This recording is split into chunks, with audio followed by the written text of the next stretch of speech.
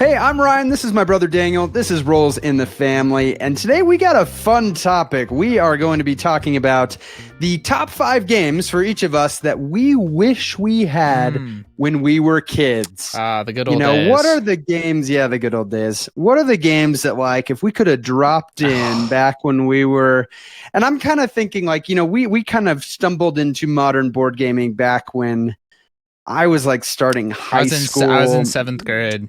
Yeah. So I'm kind of thinking around that same time, or like even before that, if we had like been exposed to some of these, which would be the ones. I am fascinated to see your list, because we didn't really talk even much about like the criteria that we were thinking about. This is kind of just like we each took our own approach. So it will be very interesting to see here. We will include links to all of these games below, in case you are a child, and perhaps we can transform your lives. Oh my gosh, we will blow your mind today. You're anything like we were. Yes. You may also like these games if you're, full-grown adults. There you go. We have adults to watch our channel? I'm not sure of that. I always mark on YouTube, only made for kids. So yeah. Us and we Coco Melon and Miss Rolls Rachel in the Family, I think, is standard programming for your toddlers. Yes. All right, let's just get into it. Daniel, tell me about your number 5. Yeah, Ryan, it was kind of hard to pick these. I can think of a lot of games that would have been poor for us as kids. Just thinking about my tendency to rage in our relationship. So I actually took that into mind as back in the day. Ryan and I used to be a little more. Ryan bore the aggression of Dan. Yeah. I don't think I was at 0 fault, but I think it was not a 2% fault for Ryan. 2% fault. Okay. So taking that into account, that affected my list slightly. So coming in at number 5, of games that I wish we had back when we were children together, is going to go to Aeon's End. I was thinking about this, Ryan. One of the first games that we got together was Dominion. Yeah. We played the heck out of Dominion. We did. Talk about of games that we could have gotten like early on in the board gaming development. That's not the right word. It was a good choice. But that was a very good choice. But I was combining that with the fact that I was so competitive, and I just think if we would have had that marriage of a deck, the deck building, the total crazy variability, and all of that combined with Aeon's End being cooperative, fighting against, different boss, it has a ton of variability, which we would have just eaten up.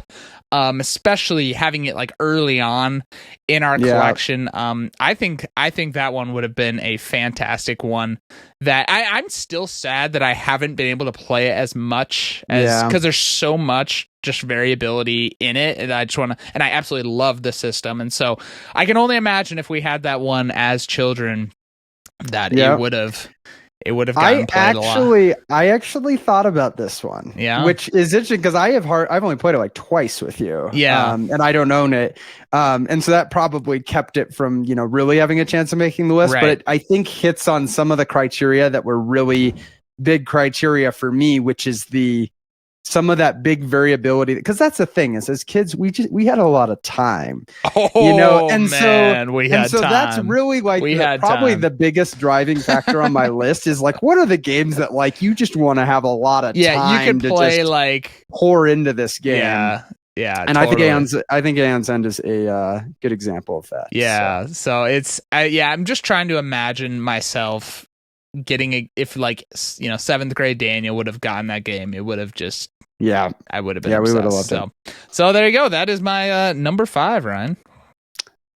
Nice. My number 5, and I had a number that I kept shuffling around. Yeah, but if I had done this list, tomorrow, it may have been a different one. But my number 5, I am going to have Marvel United. And this is probably purely on the factor that there is so much for Marvel United, with so many heroes, so many villains, so many game modes that you could try, and little campaigns, And I think it's a game that we even like, I'm thinking if I'd even gotten introduced to it even earlier. I mean, it's a simpler game that like I could have seen myself in third grade. Okay, Ryan, we get you're smart. When I was in kindergarten. No, but I mean, I could see like even at an earlier age, it just being like, this is the greatest thing. 7th grade Daniel might have been struggling with that one. Yeah. He was just learning how to read. So I was. Not a lot of text in Marvel United, but yeah, just so much variability that I could just see.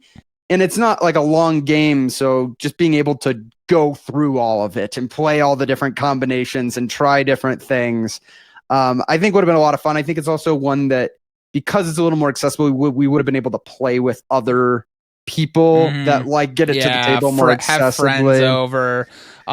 Easily appeal to. I mean, I mean, the theme is just like all your friends you tell them we're gonna play.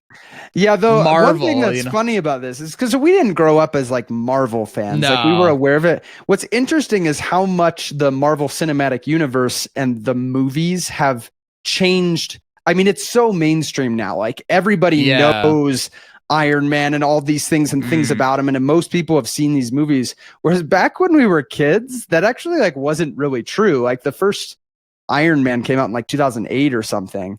So like a lot it would of have these been Marvel, early on in that, yeah. So a lot of these Marvel characters wouldn't have been as well known as they are today to the average. But you would have been able to play it as it was all coming out. True, sure, we would have been hyped. So yes, Marvel United, I think would have been a very fun one to have at that age. Very nice. My number 4 is a game I do not own, but I think knowing the things that we would do together, not as children, not even just board game related, I think contributes to why this one it made the list. And my number 4 is going to be Crokinole. Okay. So Ryan and I did a lot of playing just various sports things together. I mean, we had this little miniature, like we call it the Pizza Hut hoop, a little 5-foot hoop that we would shoot on all the time. And we'd have a badminton net in the backyard that we'd play head to head against each other. Oh my gosh, did I just little? Yeah, I don't know what happened there. There's like a thumbs up on your screen. I think that's my Apple device is doing reactions here. That was cool. I appreciate that. They approve of your pick. There you go. I just turned off reactions. There we go. That was cool. Why that's turned on by default is beyond me. So anyways, so we did a lot of these kind of like head to head physical, ping pong. We loved playing ping pong against each other. So I feel like this would have just slotted kind of right into that, where we would have played a ton of Crokinole and gotten really good at it. Loved playing a head to head. Now it does not meet the qualification of not making Daniel angry, but not everything can. But not everything can. We needed 5 games for this list. So. We needed 5 games. But as I was just thinking about this, because I honestly haven't played a ton of Crokinole. I don't own it. You do. So I've only played a few times, but just thinking about how much we loved kind of those, the physical kind of just, element to it, where you can have, amazing things happen, whether it's just obviously the shot to make it in the center or just an amazing, kind of, oh my goodness moment. We loved activities that allowed for those kind of things. And so I think that one, obviously, kind of the line between board game and physical, activity. It's made out of a literal board. What more of a board game can it be? It's maybe more of a board game. We need to rethink our criteria. No kidding. So that's why that one made the list here for me. I think that would have been a blast for us as children. Yes, yet another one that I strongly considered and landed in like my 6 through 10. Like it fell just outside of my list, but for much of the same reasons. Because you knew I would have won? Yeah, I don't know. I mean, that's the problem right now is I just have such a distinct advantage in that game if we play. I've just played it a lot more, but that is true. Maybe someday you'll get a board and train, and then eventually you can come and challenge. Yes. Cool. My number 4 is a game we both have, a game we have played a lot, a game that has been a staple in our gaming collection for over a decade or about a decade. But I think we would have loved it for pretty much the same reasons back then. This is Eldritch Horror. Okay. And like, I think the fact that it's a long game that has so much variety in the ancient ones you can play, the investigators you can use, that us at that period of having so much time would have lended itself really well to just play it to death. Now, granted, the game is better with like 4 or 5 usually. You could do 3. It tends to be kind of hard. And so like we maybe wouldn't have had as many opportunities to play with just the, the 2 of us, or like maybe, our older brother would be in on it, or a younger sister or whatever. Yeah. But I think it definitely hits in that, like, it's just this sandbox with so many, it's so different every time you play.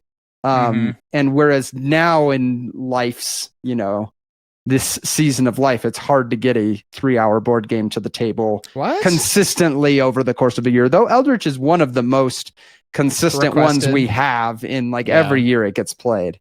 But yeah, we would have played it a lot back then. Yeah. Well, see, I was so that one actually missed my list only because I thought about, we did have Arkham Horror, and that's, I was close to a little early. Yeah. It wasn't like because I'm trying to think, Arkham Horror, what was it, a year or 2 after we kind of got into board gaming that Arkham Horror came along? Yeah, and and it had been out, but we got it. Yeah. Sorry, when we got it, and we played that one quite a bit, a lot. And yeah, when we say quite a bit, I think we were over 50 plays of Arkham before we ever got Eldritch. Right. And so I wasn't sure. I was like, well, and in some ways our appreciation of Eldritch, we had to first experience Arkham, I guess, to then experience Eldritch. Yes. So that was the only reason I missed my list. But definitely one that I did consider, because like you were saying, the variability, yeah, we could have played that thing a million times and had so much fun with it. Yeah. So, yeah. Very nice, Ryan. Okay, coming in at my number 3, this one, oh my gosh. I don't even know, Ryan, how we would have handled ourselves if we had this as children. This just would have absolutely blown our minds. We would have gone headfirst into it. It would have just had so much for us. We've both played this a lot. And it's one of the highest rated board games right now out there. And this is going to go to Gloomhaven. Ryan, can you imagine? I did imagine when I was making this list. I went through the exercise. Yeah. Like if we had Gloomhaven when we were children, it would have, because like when it came along for us now, we've had a lot of kind of, experience with thing. It still was crazy in terms of the we had been exposed to a lot of modern game mechanisms and some of these things. It would have blown our minds. It would have blown our minds, but our love of, we have a lot of, there was a lot of video games that we enjoy that, it's in some ways, it's got similarities to that, but the cooperative nature, the story, the mechanics, and so much content. The fact that you can, obviously, there's like 100 something, or is it, 100 missions or something like that. But then the whole just like playing different characters and, you could go back and replay characters and, upgrade them differently or something. It's one of those that it's like, man, if that's how it started, it would have just been... Yeah, honestly, we probably would have gone through the campaign almost too quickly. If you look back at some of those early years when we were playing games, when we got new big games, we would play them almost every day, like those summers and stuff. And so if you think of how Gloomhaven would have been, because we both did our Gloomhaven campaigns, and you get together every week with your group and do it. After 2 weeks, we're like, it's over. Hammered out that campaign. Honestly, we probably would have started over and played the campaign again and played with different characters and stuff. Oh, we absolutely would have. Yeah, I know. I think maybe we would have been disappointed by the lack of content. Yeah, we would have been like, man, we pounded through this too quick. Because I mean, there is something to be said. We hadn't played. We obviously the whole like kind of campaign element, or like even like legacy games, like was totally like foreign thing to us, and that almost would have been like a bad thing because we played the same game so many times that the usually those games you can count on that you're not playing it 3 to 4 times a day. It's like, I mean, guys, we're not kidding here with how much Ryan and I would hammer some of these games. We gotta pull out the old stats one of these days, because it's pretty insane. So Gloomhaven would have been an absolute joyous experience. A good pick, and another one that just missed my list. Oh my gosh. And I think I'm trying to think of exactly why. I think part of it is maybe a little bit that I feel like we would have like gone through it so quickly. Yeah, it's funny. I didn't even think about that. That's actually a really good point. I think part of it is like we wouldn't have been playing. I mean, there's kind of the aspect of we both played the Gloomhaven campaign with the Helper app or whatever.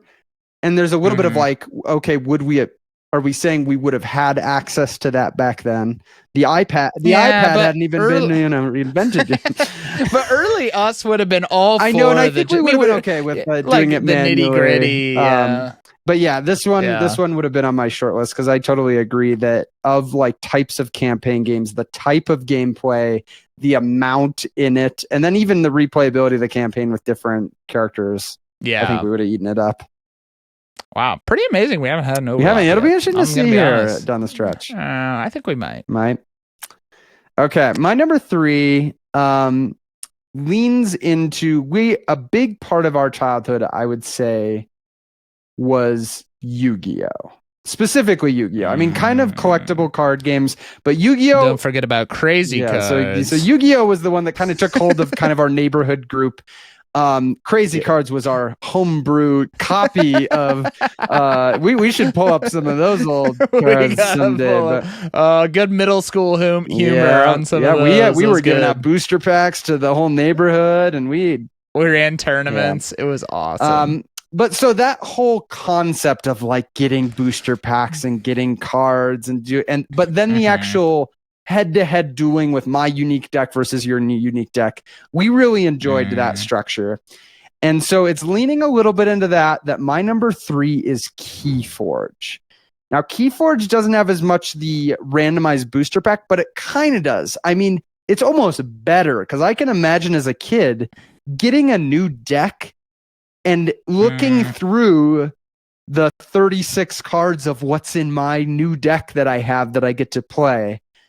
And then just how that would allow us to just focus on starting and playing, and we would just get to play, and it would kind of eliminate a little bit of what is a problem with a game like Yu-Gi-Oh, where it's like some other neighborhood kid just has like way better cards than so like you didn't always have like very even matchups. The amount of times I convinced our mom to buy me a Yu-Gi-Oh pack at the store, and then I open up the cards and I'm like, these are trash. Yeah, it's like, how these are not good in any deck. I already have like good thing I paid $6 for these 9 cards.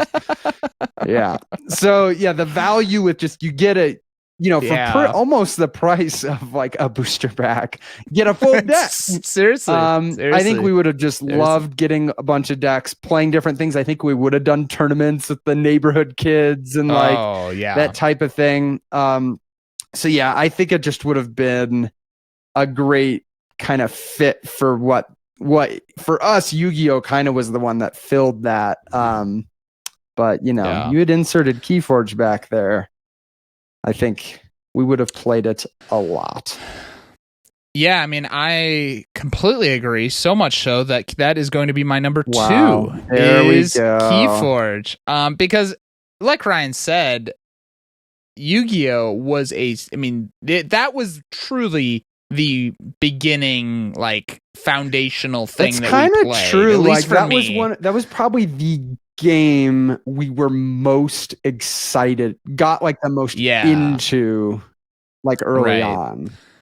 and I mean, us, like, so many memories of us, sitting outdoors on the front porch, dueling against each other with friends in our neighborhood and having, these tournaments and stuff. And so, it totally would fix the issue of, like, imbalance and whatnot. I can just imagine how much fun that would have been for us to do blind deck tournaments. I mean, we could have done so many cool tournaments and whatnot with it, and with the assurance that that the decks are balanced. Yeah, Keyforge decks, I mean, they're not always balanced, but we've played a lot of Keyforge, and usually if you pull out 2 random decks, you'll have like a good game.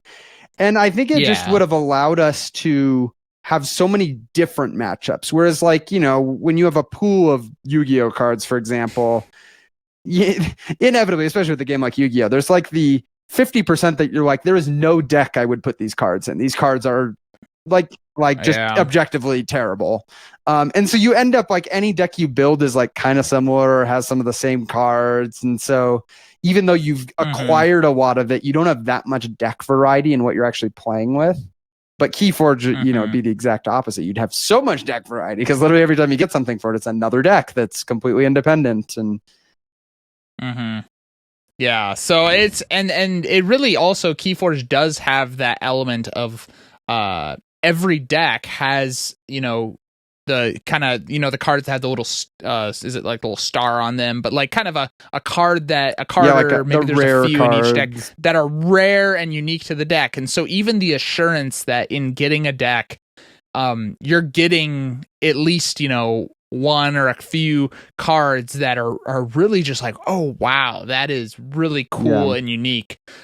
Something you did not have the assurance of whenever you bought I love how with Keyforge decks, like, pack. You could even get a deck that has like a rare card or something that you already have, but because it's with these other cards or this other house, it's suddenly like useful in a different way. Or so. I really do love that about Keyforge. Just it's the whole composition of the deck that's really making it unique. So there we go. We're in agreement on that one. We are in agreement. Yeah, that one was pretty easy. It was one of the first ones I thought of when I was making this. My number 2 is very similar in my reasoning here, and is actually one that of ones on my list did enter our collection on the earlier side of things. So I did get a little bit of like feeling like I kind of got to still experience it as a kid. But it still fits in that category of kind of similar to collectible card games, tons of content for it. Honestly, you could put here probably any of the Fantasy Flight living card games. I'm going to say Lord of the Rings, the card game. So, I mean, It really could be Lord of the Rings, the card game, Arkham Horror, the card game, or Marvel Champions. I think as a kid, the Lord of the Rings theme probably would have been the one that was most intriguing to me. Even if you're not into Lord of the Rings specifically, it's still kind of that like fantasy fighting. I think that probably appealed to us a little more because, like I said, we weren't really into Marvel like back then. No, it definitely would have been Arkham Horror for me. Yeah. Only because I knew everyone else knew about Lord of the Rings, but me. So it's like I would have rather we don't know it, and none of us know anything. So, and I played a ton of Lord of the Rings, the card game, and so like I said, it is one that I actually did get to kind of experience a little bit of what it would have been like. But I think it would have just been amped up even more if I'd gotten it earlier when I had even more time, and just the fact that it's a game that you do deck building, to set up to go on these cooperative quests. I mean, I would have spent so much time building different decks, and because I would have so much time to play them and then play them, then you would get to build new decks to play. Because sometimes if you're not playing it that often, you're not going to deck build a ton because you're like, I haven't even played that many games with this one that I built. But I could see it just being this cycle of like, oh, let's try with these heroes and this kind of build and like, play a bunch of scenarios or play through a little mini campaign. And then it's like, oh, go back. And I can imagine getting the little booster packs that they have that are, it's not randomized, but still getting those cards and maybe not knowing what's going to be in there. And like, oh, like this opens up new things to be able to build a deck in this way. I think it just, it would have been a lot of hours sunk into sunk into them. Yeah, I would have chosen that one if I liked that game. I've played that one 90 or what 250 more times than you have. Yeah. No, I could definitely. You did feel like you got that one like. I got it when it came out. Kind of so it would have been, I think, 2011. Okay. Like it was right. It was new when I got it. Okay, that's in the early stages. Very nice. Yeah, very nice. Okay, Ryan, number one. I'm intrigued. What do you say? I'm guessing we don't have the same number one.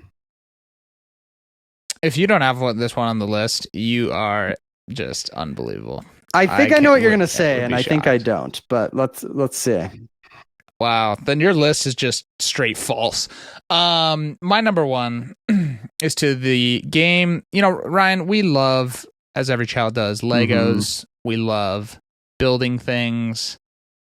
We love playing with the things that we build, and that is what this game is. And so my number one is to the definitive choice that makes Ryan's list entirely invalid, and that is HeroScape. Woo! So, Ryan, HeroScape would have been just an absolute dream as a kid. I mean, even as an adult. What's funny is it existed. HeroScape was out. It's just we didn't know about it. I know that how I did not know about it, because I would have been obsessed with building. First of all, just building maps. Like I would have loved that. And I would have bought way too much content for it.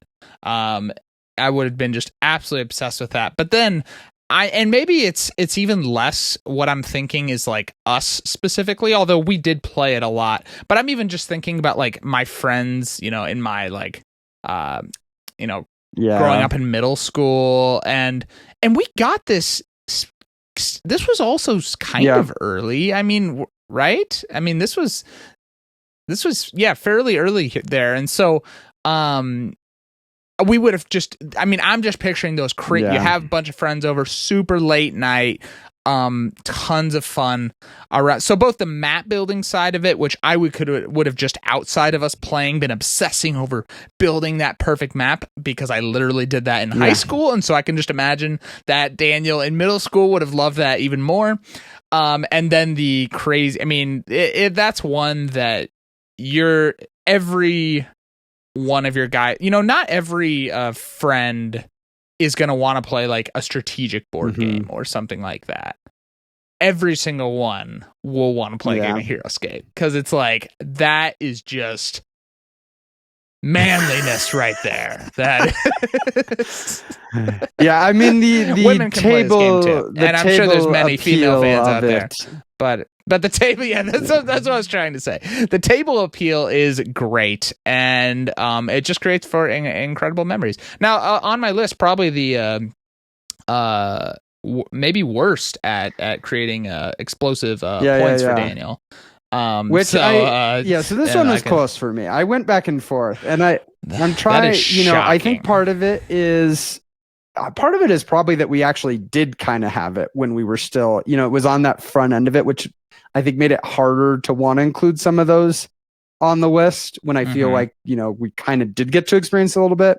It maybe was a little bit it's like pretty head-to-head competitive. Like it's hard to visualize, like even 5 years earlier or whatever, what the dynamic. Gosh. A map would have been, at least the pieces thrown. Are like indestructible, but I could have seen that being a point of a conflict.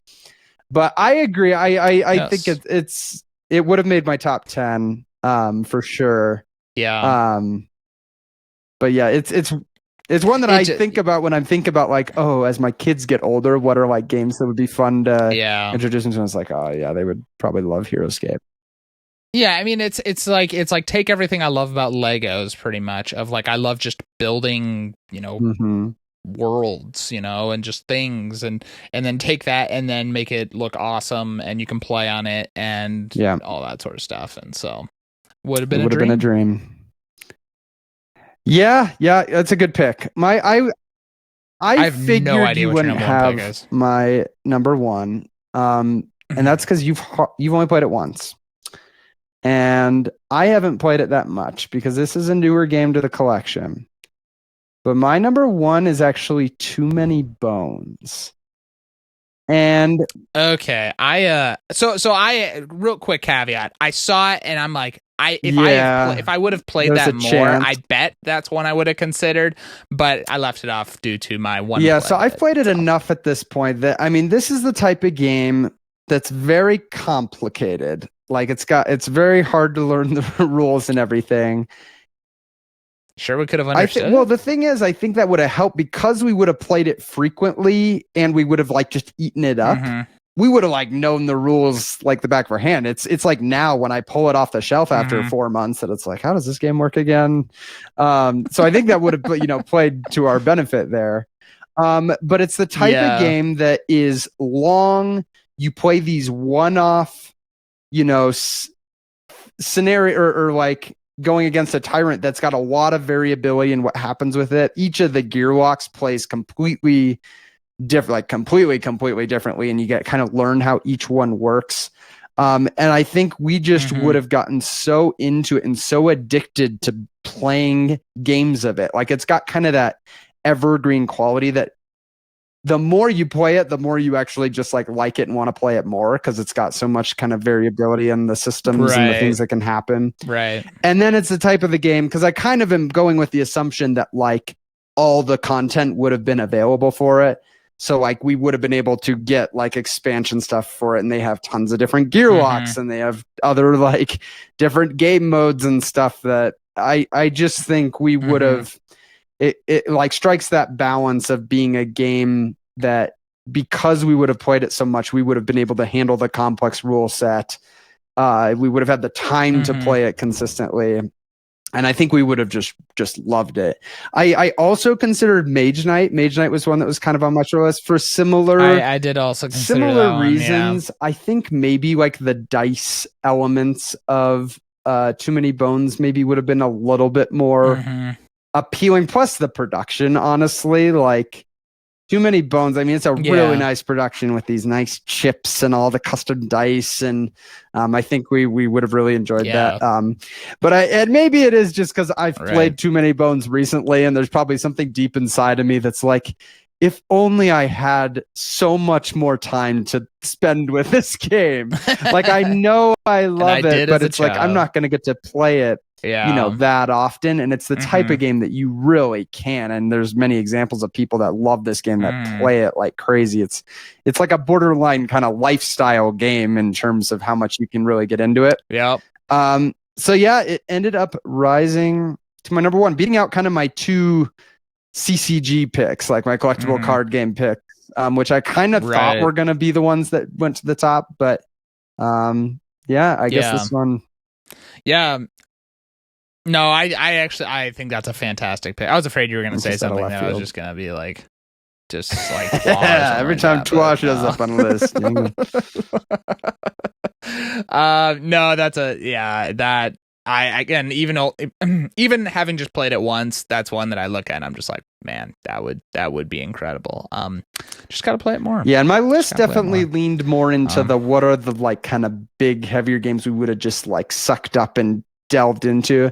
There was also the part of me that was like, you could take it from the angle of games that would have been cool to have with our family, and like, which kind of puts you in a different direction. But I think we would have. These are the ones we would have like salivated over and just been obsessed with. Just salivating little munchkins back in middle school. Yes. Well, that was an interesting list. That was an interesting list.